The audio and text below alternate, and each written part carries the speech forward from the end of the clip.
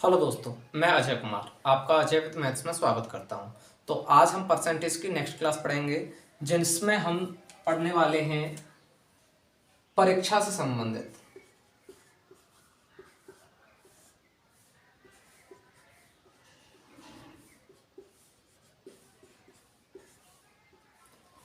जो परीक्षा से रिलेटेड जितने भी क्वेश्चन बनते हैं आज हम उन पर बात करेंगे। तो हमें एक एक करके सारे स्टेप धीरे धीरे पढ़ते आ रहे हैं। जितनी भी आप तक क्लासें हो चुकी हैं, आप परसेंटेज की सारी क्लासें देख लीजिए। आपका एक भी क्वेश्चन परसेंटेज से रिलेटेड नहीं छूटेगा। तो हम स्टार्ट करते हैं यहाँ पर परीक्षा से रिलेटेड जितने भी क्वेश्चन बनते हैं, जिसमें आपको ध्यान रखना है कि वो परीक्षा से रिलेटेड दो तीन बातें करेगा। सबसे पहला वो पूछेगा पूर्णांक कितना है।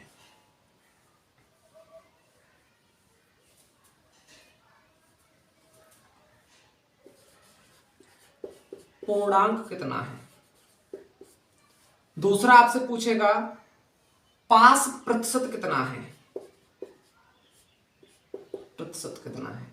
तीसरा आपसे वो पूछ लेगा कि बताइए पास अंक कितने हैं। आपसे ये क्वेश्चन कर सकता है। और जब भी आपको इस तरह के क्वेश्चन दिए जाएं तो आपको कुछ नहीं करना है, आपको उसकी लैंग्वेज को ध्यान से समझना है। जिसमें मैं एक क्वेश्चन आपके सामने लिख रहा हूं, जैसे वो आपसे कहे कि एक विद्यार्थी है और उसे पास होने के लिए 40% अंकों की आवश्यकता है। यानी कोई विद्यार्थी है, अगर वो पास होने के लिए 40% चाहिए, लेकिन उस विद्यार्थी ने क्या किया, प्राप्त अंक किए वो 100 अंक प्राप्त किए, लेकिन परीक्षा में वो फेल हो गया। और फेल कितने अंकों से हो रहा है? 20 अंकों से फेल हो रहा है। तो बताइए पूर्णांक क्या होगा। तो जब भी आपको इस तरह का क्वेश्चन दिया जाए तो देखो, एक निश्चित परसेंटेज है कि अगर कोई भी विद्यार्थी 40% प्राप्त करेगा तो वो पास हो जाएगा। लेकिन एक विद्यार्थी को मिले कितने अंक? 100 अंक, लेकिन फिर भी वो फेल हो गया 20 अंकों से। तो अगर ये 20 अंक उस विद्यार्थी को मिल जाते तो वो पास हो जाता। तो 100 तो वो लेकर ही आया था, अगर ये 20 और मिल जाएं तो टोटल 100 अंक जो मिलकर आएंगे उनमें वो क्या हो जाएगा? पास हो जाएगा। तो मैं कह सकता हूं कि पास होने के लिए जो अंक होंगे वो कितने होंगे? 120 अंक। अब पास होने के लिए 120 अंक हैं और पास होने के लिए प्रतिशत कितना है? 40। तो मैं कह सकता हूं कि 40% जो है वो 120 अंकों के बराबर है। तो अगर मैं बात करूं 4% या 1% कितने के बराबर होगा, तो 0 से 0 कैंसिल हो जाएगा और 4 से ये कितनी बार कट जाएगा? 3 बार कट जाएगा। यानी 1% जो होगा वो कितने अंकों के बराबर होगा? 3 अंकों के बराबर। तो अगर बात करें हम 100% की, तो 100% कितना हो जाएगा? 300। और ये जो पूर्णांक मिला हुआ है यही उसका पूर्णांक कहेगा 100% 300 के बराबर। तो वो जो पेपर दिया हुआ है, जो कोई भी एग्जाम परीक्षा ली गई है, उसमें पूर्णांक कितने का था? 300 का। अब इसी क्वेश्चन को वो अलग अलग मॉडिफाई करता है। किस तरह से? जैसे कहेगा कि एक विद्यार्थी ने कुछ प्रतिशत प्राप्त किया, जैसे मान लो x, फिर भी वह a अंकों से फेल हो गया। यदि वह 22% अंक प्राप्त करता तो वह b अंकों से पास हो जाता। तो बताइए उसका पूर्णांक कितना था, पास होने का प्रतिशत कितना था, या पास होने का अंक कितना था। ये तीनों चीजों में से कुछ भी पूछ सकता है। तो आपको कुछ ज्यादा नहीं समझना है, आपको ध्यान देना है कि जब भी वह अगर आपसे कहे कि पास और फेल अंक हैं, तो आपको दोनों अंकों को जोड़ना है। लेकिन अगर वो कहे पास और पास है, तो जो भी बड़ी वैल्यू होगी उसमें से छोटी वैल्यू को घटा देना है। अगर वो फेल और फेल कहता है, तब भी आपको छोटी वैल्यू से बड़ी वैल्यू को घटा देना है। ऐसा क्यों करते हैं? जैसे मान लो कि मैंने एक परीक्षा दी आपको और वो परीक्षा है 200 अंकों की, और मैंने कहा कोई व्यक्ति यहां पर 140 अंकों पर पास हो जाता है, यानी 200 अंकों में से 140 अंकों पर पास हो जाता है, लेकिन वो एक बार यहां से कम नंबर लेकर आया। जैसे मान लो मैंने कहा 20 अंक कम लेकर आया, तो वो 20 अंकों से फेल हो गया। अगर वो पास होने से एक बार ज्यादा अंक लेकर आया और मैंने कहा 20 अंक ज्यादा लेकर आया, अब मैंने कहा यहां से यहां तक उसका कुछ भी x परसेंटेज था और यहां से यहां तक जो था वो y परसेंटेज था। तो देखो x परसेंट से y परसेंट प्राप्त करने पर ही तो वो पास हुआ, तो यहां से यहां तक कुछ परसेंटेज बढ़ा होगा, तो मुझे इन दोनों का क्या चाहिए? अंतर चाहिए। इन दोनों का जो अंतर होगा x percent minus y percent, ये बराबर किसके होगा? तो इस परसेंटेज के गैप में उसने कितने अंक प्राप्त किए? तो देखो 20 अंक तो वो लेकर आया जो उसे फेल हो रहा था, और फिर फेल होने के बाद वो यहां पास हो गया, उससे भी कुछ अंक ज्यादा लेकर आया, तो टोटल यहां से यहां तक उसने कितने अंक प्राप्त किए? 40। तो यहां जो भी परसेंटेज का डिफरेंस होगा, और यहां अगर वो एक बार फेल और एक बार पास कह रहा है, तो उस दोनों के अंकों में क्या हो जाएगा? जुड़ जाएगा। ऐसे ही अगर वो फेल और फेल कहता तो देखो इन दोनों का क्या होता? डिफरेंस होता।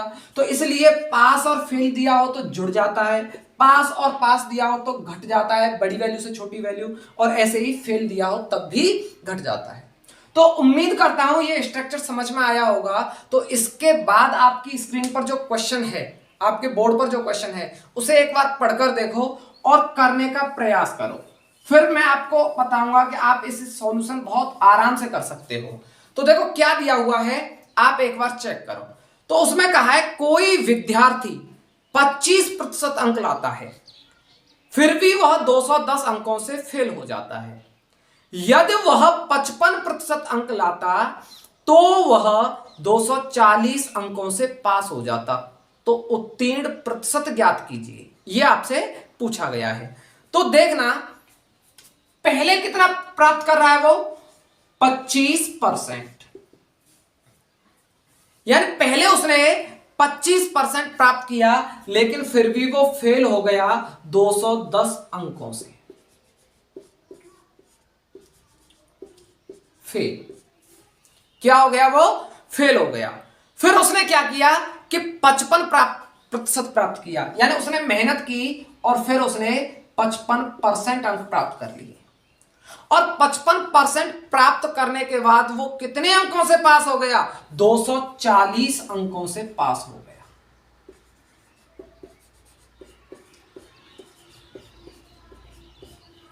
कितने अंकों से पास हो गया?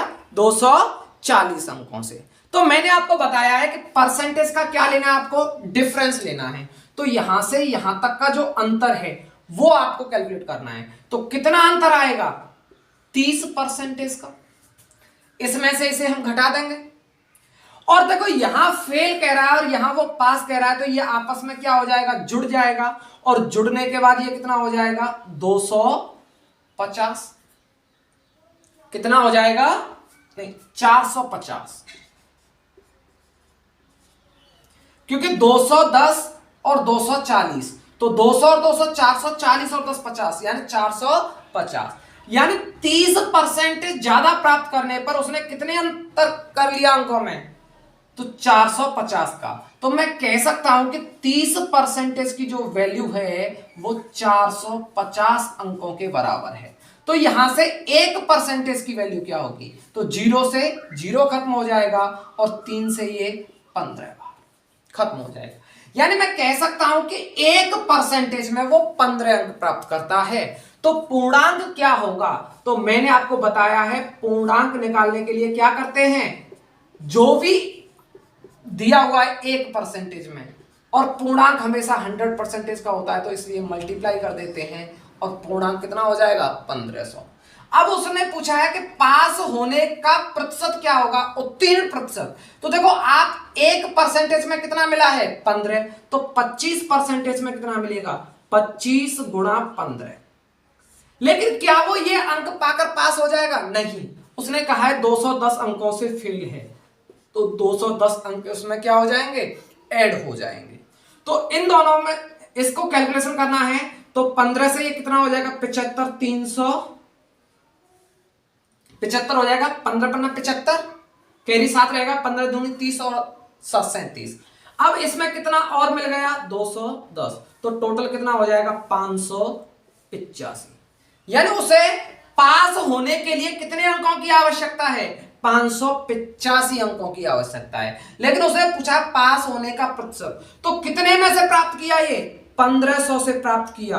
कितना प्राप्त किया? 585 इंटू 100। तो जीरो से दो जीरो कट जाएंगे, परसेंटेज ज्ञात करने के लिए 100 से मल्टीप्लाई करते हैं, तो दो जीरो से दो जीरो कट, 15 से आपको इसमें भाग देना है।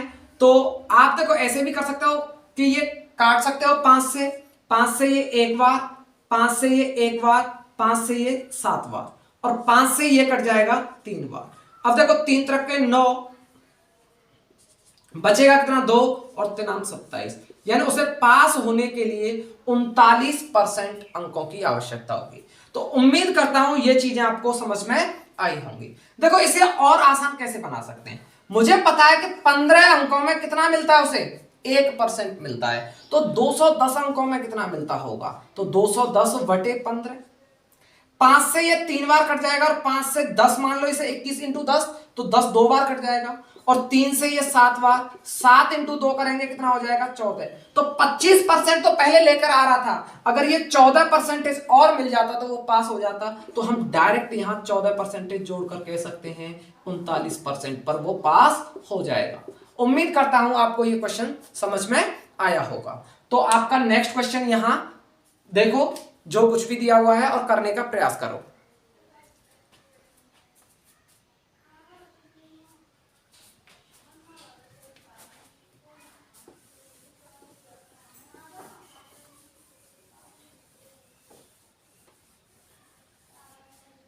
देखो नेक्स्ट क्वेश्चन क्या दिया हुआ है। नेक्स्ट क्वेश्चन में कहा है आपसे कि एक विद्यार्थी 36% अंक प्राप्त करता है तथा 32 अंकों से फेल हो जाता है। अगर वह 48% अंक प्राप्त करता तो वह 64 अंकों से पास हो जाता। पास होने का प्रतिशत बताइए, यह आपसे पूछा है। तो देखो पहले कितना प्राप्त कर रहा है वो? 36%। और कितने अंकों से फेल हो रहा है? 32 अंकों से फेल हो रहा है। फेल हो रहा है। फिर उसने क्या कहा कि उसने 48% प्राप्त किया, यानी उसने अंकों में वृद्धि की और मेहनत करके वो 48% प्राप्त करने लगा। और इस बार क्या हुआ कि वह 64 अंकों से पास हो गया। अंकों से पास हो गया। तो यहां पर भी आपसे पूछा है पास होने का उत्तीर्ण प्रतिशत क्या होगा, यानी पास होने का प्रतिशत क्या होगा। तो यहां से यहां तक का हम अंतर देखेंगे तो कितना अंतर है? 12% का। और यहां अंकों में कितना अंतर है? तो अंकों में आपका है 96% अंकों का, यानी जुड़ जाएगा 4 और 2 6, और 6 और 3 9। यहां 8 से 6 जाएगा 2, 4 से ये जाएगा 1, यानी परसेंटेज का अंतर होता है। और जब फेल और पास होते हैं तो ये दोनों जुड़ जाता है। तो मैं कह सकता हूं कि 12% जो है वो कितने के बराबर है? 96 के बराबर है। तो एक कितने के बराबर होगा? कितनी बार चला जाएगा? 8 बार। 12 8 96। अब 1% में 8 है, तो अगर आपसे पूर्णांक पूछा जाए पूर्णांक क्या होगा, तो आप क्या करोगे? 8 इंटू 100, क्योंकि हमेशा 100% का होता है, तो हम कितना कह देंगे? 800 अंक। अब अगर वो पास होने का परसेंटेज पूछे तो देखना 1% में कितना मिलता है? 8। तो 32 में कितना मिलेगा? 32 बटे 8। कितनी बार चला जाएगा? 4 बार। यानी उसे 4 अंक परसेंटेज और चाहिए। 36 तो लेकर आ रहा था, अगर ये 32 अंकों का 4% और मिल जाए तो वो पास हो जाएगा। तो 4% जोड़ देंगे, कितना हो जाएगा? 40। यही आपका आंसर हो जाएगा। आप यहां से भी निकाल सकते हो। यहां से कैसे? कि पास होने के, देखो परसेंटेज कितना है? 1। कितना प्राप्त ज्यादा कर लिया? 64। तो 1 में कितना? 8 से भाग दे देंगे, 8 बार चला जाएगा। यानी उसने 8% ज्यादा प्राप्त कर लिया पास होने से, क्योंकि यहां पास अधिक अंक हैं, तो इसमें से 8 कम कर देंगे, तब भी वह 40% पर पास होगा। तो आप दोनों तरफ कर सकते हैं। तो उम्मीद करता हूं यह भी क्वेश्चन आपकी समझ में आया होगा। तो इससे जो नेक्स्ट वाला क्वेश्चन है वो आप सॉल्यूशन करके अपने कमेंट में आंसर दें, ठीक है। इससे आगे हम फिर पढ़ेंगे चुनाव से रिलेटेड जितने भी क्वेश्चन होते हैं। तो आपके जो चुनाव से रिलेटेड जितने भी क्वेश्चन हैं उन क्वेश्चनों पर हम बात करेंगे। तो एक